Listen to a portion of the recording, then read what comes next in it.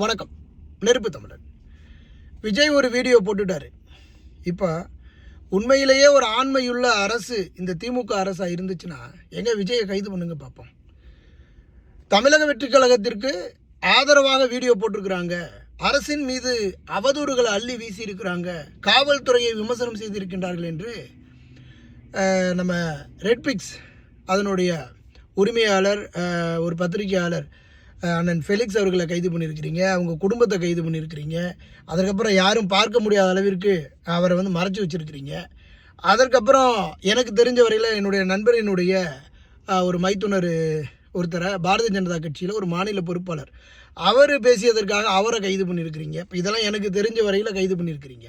சரிங்க, உங்களுடைய அரசை எதிர்த்து கேள்வி கேட்டால் நீங்கள் கைது பண்ணுவீங்க, நீங்கள் எல்லாரையும் தூக்கி உள்ளே வச்சு லாடம் கட்டுவீங்க. சரி, இப்போ விஜயை தூக்கி வச்சு லாடம் கட்டுங்களேன். உண்மையிலே ஒரு ஆண்மையுள்ள அரசாக இருந்துச்சுன்னா அப்போ சாமானியன் ஒரு வீடியோ போட்டு தன்னுடைய கருத்துக்களை வெளியிட்டுட்டா அவனை கூப்பிட்டு வச்சு கும்முன்னு கும்மி லாடம் கட்டுறீங்களே. எங்கே இப்போ விஜயை தூக்கி லாடம் கட்டி பாருங்களே பார்ப்போம்.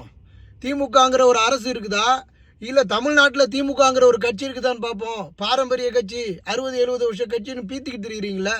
உண்மையிலே ஆண்மை இருந்துச்சுன்னா, ஆண்மையில் ஒரு கட்சியாக இருந்துச்சுன்னா இதை நீங்கள் செஞ்சு பாருங்களே பாஸ், வச்சு பாருங்களேன். நான் நேருக்கு நேரம் உங்கள்கிட்ட கேள்வி கேட்குறேன். விஜய் இப்போ கைது பண்ணுங்க பார்ப்போம். விஜய் வீடியோ போட்டார். சிஎம் சார், உங்களுக்கு பிரச்சனைனா என்ன வேணாலும் பண்ணுங்க சார், நான் வீட்டில் இருப்பேன் இல்லைனா ஆஃபீஸில் இருப்பேன், என்ன தூக்குங்க சார், எதற்கு சார் என் தொண்டர்களையும் என்னுடைய ஆதரவாளர்களையும் நீங்கள் தொடுறீங்க அப்படின்னு கேட்டுக்கிறாருல்ல. இதே கேள்வியை நான் சிஎம் சார் உங்ககிட்ட கேட்குறேன் சார். எல்லாரையும் சும்மா எவனாவது சாமானியன் வீடியோ போட்டால் அவனை கைது பண்ணுறீங்களே சிஎம் சார். உண்மையிலே நீங்கள் ஒரு தைரியமான ஒரு திராணி உள்ள ஒரு அரசாக இருந்ததுன்னா, நல்ல ஒரு அரசாக இருந்தீங்கன்னா இப்போ விஜயை நீங்கள் கைது பண்ணுங்க. விஜயும் உங்களுக்கு எதிராக வீடியோ போட்டிருக்கிறாரு, விஜயும் உங்கள் அவதூறு கருத்துக்களை பரப்பி இருக்கிறாரு. எங்கே கைது பண்ணி பாருங்க பார்ப்போம். சட்டம் சாமானியனுக்கு மட்டும்தான் பாய்ஞ்சிக்கிட்டு இருக்குதா?